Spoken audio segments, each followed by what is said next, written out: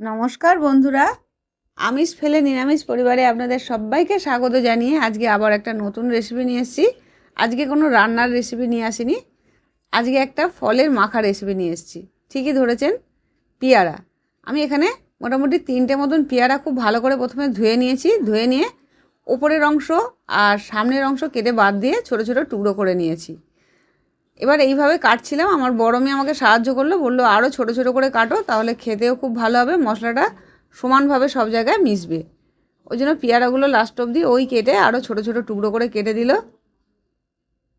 এইভাবে ছোট করে টুকরো করে কেটে নেবেন অবশ্যই, তাহলে সব জায়গায় সমানভাবে মশলাটা মিশবে।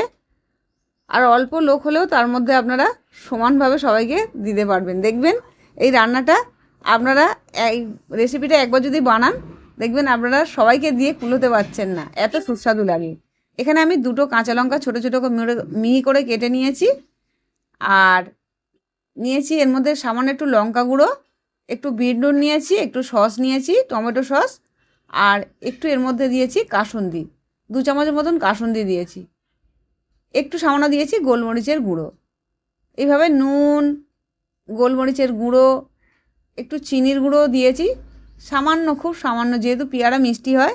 একটু সস দিয়েছি আর কাঁচা লঙ্কা দিয়ে আর কাসুন্দি দিয়ে এইভাবে ভালো করে একটা শিশির মধ্যে ঘুরিয়ে ফিরিয়ে চারদিকে মাখিয়ে নিয়েছি। আপনারা যদি এরকম বোতলের মধ্যে না করতে পারেন, কোনো বড় মতন জায়গাতেও এভাবে মাখিয়ে নিতে পারেন। আর এইটা দেখবেন একবার বানালে আর কোনো বাড়িতে কোনো ফলই পড়ে থাকবে না, সব ফলই এইভাবে মাখিয়ে খেতে ইচ্ছা করবে, এত সুস্বাদু লাগে। আবার ফিরে আসবে এরকম নতুন নতুন রেসিপি নিয়ে। সুস্থ থাকবেন, ভালো থাকবেন, নমস্কার।